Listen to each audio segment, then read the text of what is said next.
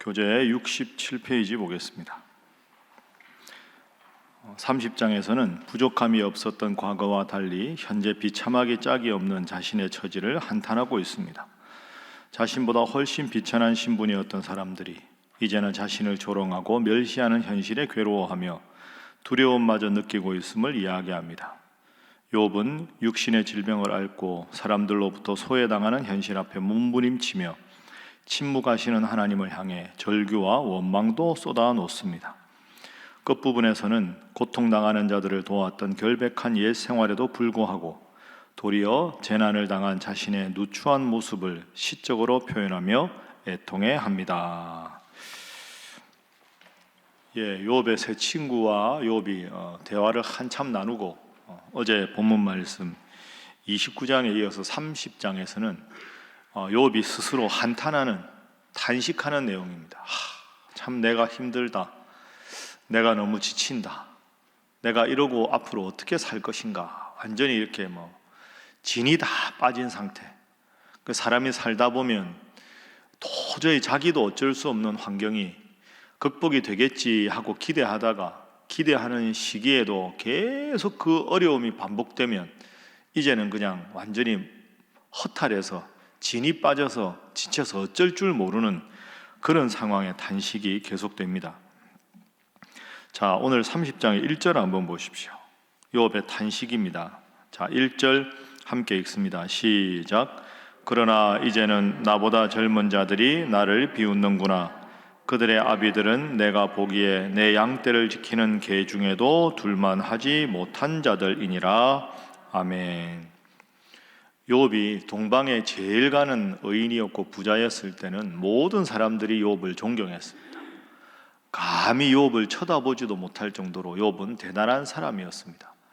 그렇게 대단하게 살아가다가 하루아침에 칠남삼녀를 잃고 부인은 저주하고 떠나버리고 자식들 다 잃고 친구들한테도 비아냥거림을 당하고 그리고 온몸에는 지금 종기가 나서 죽을 지경입니다. 그런 일이 계속되자 사람들이 이제 욥을 무시하기 시작하고 업신여기기 시작합니다. 아마 침묵의 동조자가 되었겠죠.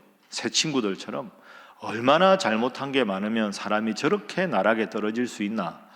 참 저 욥은 그렇게 안 봤는데, 그러면서 욥을 이렇게 높게 보던 사람들이 다 욥을 이제 아래로 보는 거죠.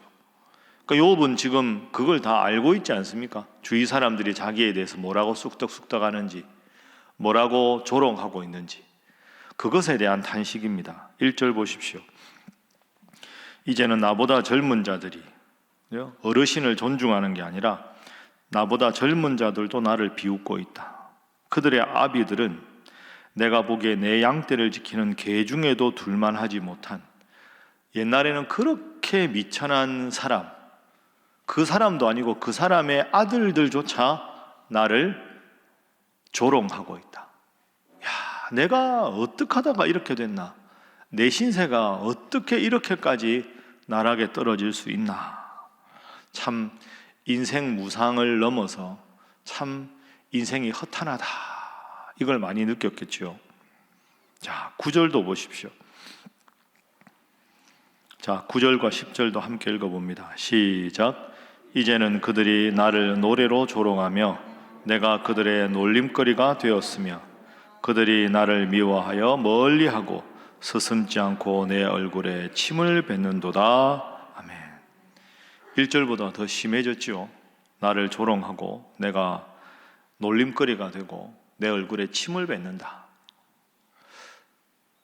이게 욥의 이 마음이 여러분 좀 다가오십니까? 이게 욥기 오랜만에 읽어서 어제부터 좀 욥기를 다시 이렇게 깊이 욥기에 침잠하기 힘드시지만 이런 걸 다시 한번 생각해 보십시오. 하나님 앞에 기도하는데 하나님은 응답 안 하시고 위로한다고 온 친구들은 전혀 위로가 안 되고, 그런데 가만히 보니까 아무 관계 없는 사람들조차 지금 나를 업신여기고 조롱하고 있습니다. 세상에 욥의 편은 한 사람도 없습니다. 욥은 지금 하나님을 향해서 기도하는데 하나님이 욥에게 응답해 주시지 않습니다. 그래서 욥이 제일 힘든 거죠. 그래서 오늘 본문의 첫 번째 교훈입니다. 하나님은 때로 그저 지켜만 보신다 하는 겁니다. 하나님은 때로 그저 지켜만 보신다. 이게 우리를 힘들게 합니다. 뭔가 좀 손을 써주시면 좋겠는데 그저 지켜만 보십니다. 그러니까 오늘 30장은 아무런 해답이 없어 보입니다.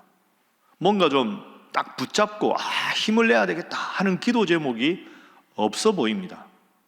그런데 이게 도리어 위로가 됩니다. 여러분, 우리 인생에 이런 날이 분명히 찾아옵니다.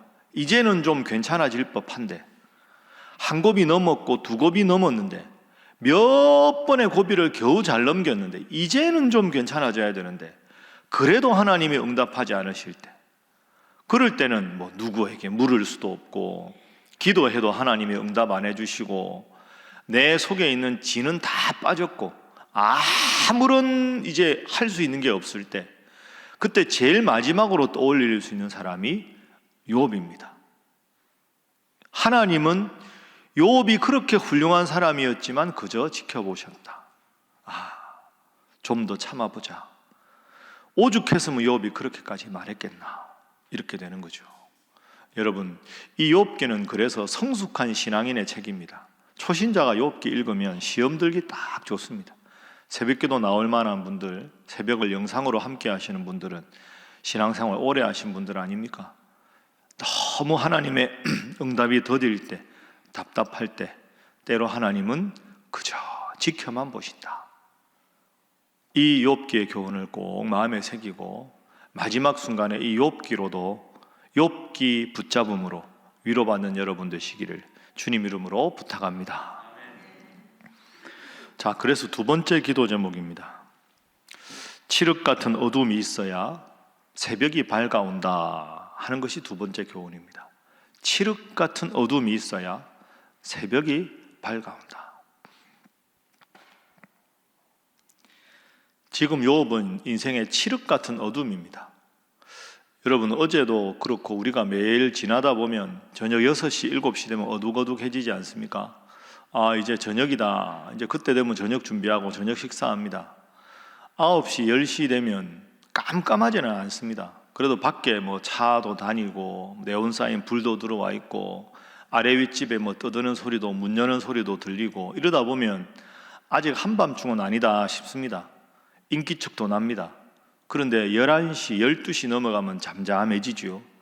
새벽 1시, 2시쯤 되면 불도 다 꺼지고 사람들도 안 다니고 연락도 안 오고 건너방에서도 다 조용하게 모두가 잠들어 있습니다. 그 순간에 잠이 깨어 있으면 아무도 내 편이 없는 것 같습니다. 인생에도 그런 순간이 오죠. 그래도 활발하게 다닐 때가 있고, 그래도 가까이 사람이 나를 위로해 줄 때가 있고, 그래도 함께 대화할 사람이 있을 때가 있는데, 욥의 지금 인생은 비유하자면 밤 1시나 2시쯤이겠죠. 아무도 안 다니고 불 다 꺼졌고 이야기할 말벗도 하나도 없고, 야, 이 큰일 났다. 이렇게 돼서 몇 시간 더 가면 내가 죽겠구나. 딱 그런 상황 아닙니까? 새벽 1시, 2시 잠은 안 오는데 천지가 잠들어 있을 때, 내 마음을 알아주는 사람은 단 한 사람도 없어 보일 때, 그 순간을 지금 욥은 통과하고 있습니다.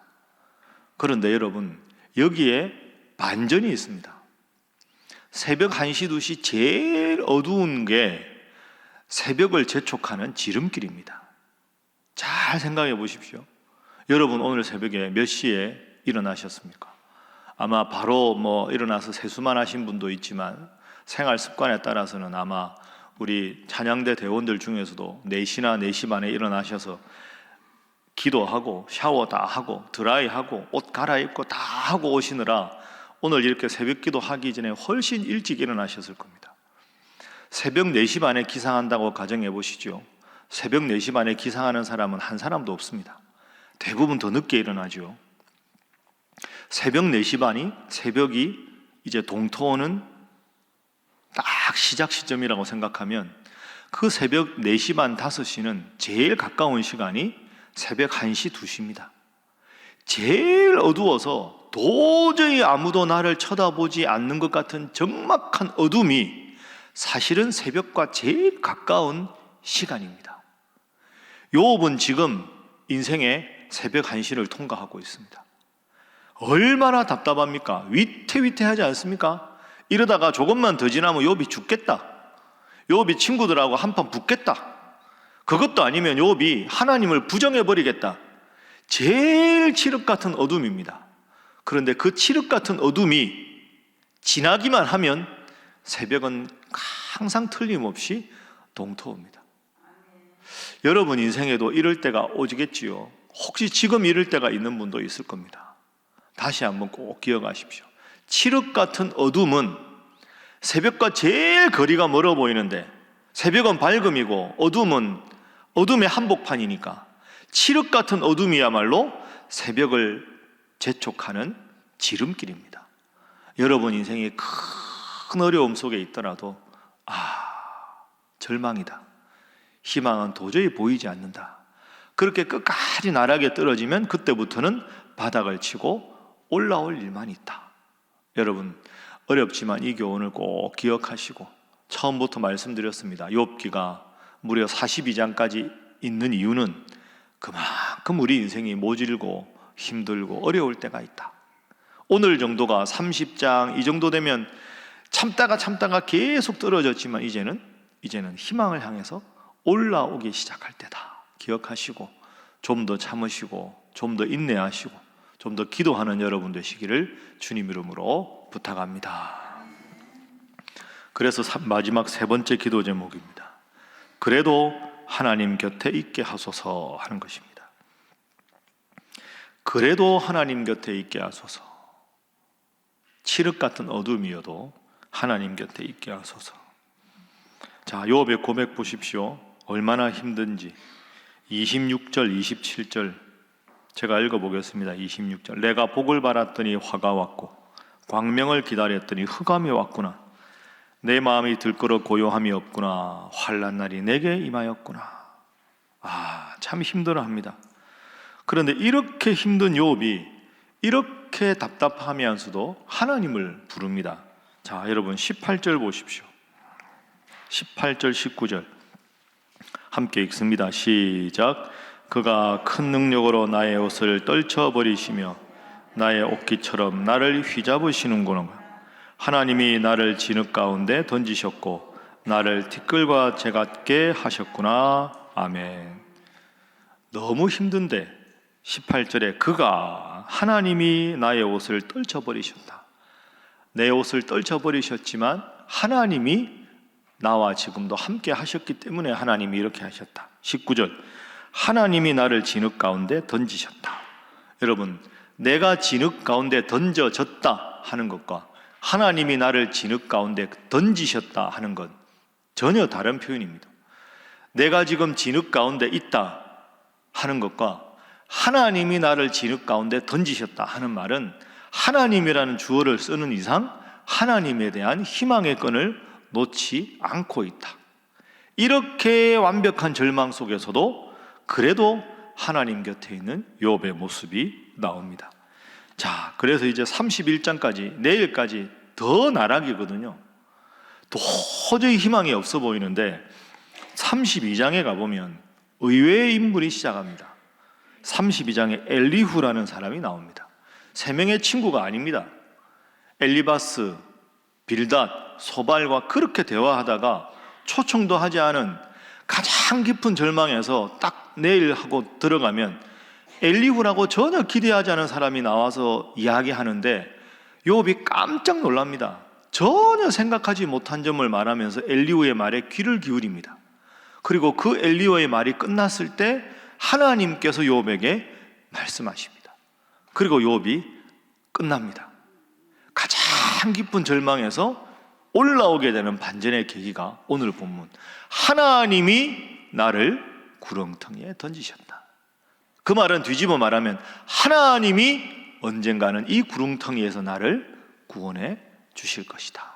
힘들어도 이 희망 꼭 붙잡으시고 절망의 나락 속에도 하나님은 나와 함께 하시고 나를 조만간 건져주시리라 그 희망으로, 그 믿음으로 오늘 하루도 잘 버텨내시고 믿음으로 이겨내시는 여러분 되시기를 주님 이름으로 축복합니다. 기도하겠습니다. 하나님, 답답한 게 오래가고 힘든 일이 오래가면 참 버틸 사람 하나 없습니다. 욥을 보면 위태위태하고 넘어질까 두렵습니다. 이 모습이 곧 내 모습임을 기억합니다. 하나님, 우리 인생의 때로 정말 칠흑 같은 어둠이 찾아올 때, 그러나 그 가운데도 욥처럼 답답하고 힘들지만 하나님의 이름을 부르는 일을 그치지 않게 하셔서 머지않아 하나님께서 나에게 다시 희망을 주시고 새날을 주실 것을 기대하며 힘들어도 이를 악물고 승리하는 믿음 생활하게 하여 주시옵소서.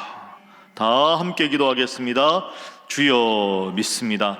주여 믿습니다. 주여 믿습니다.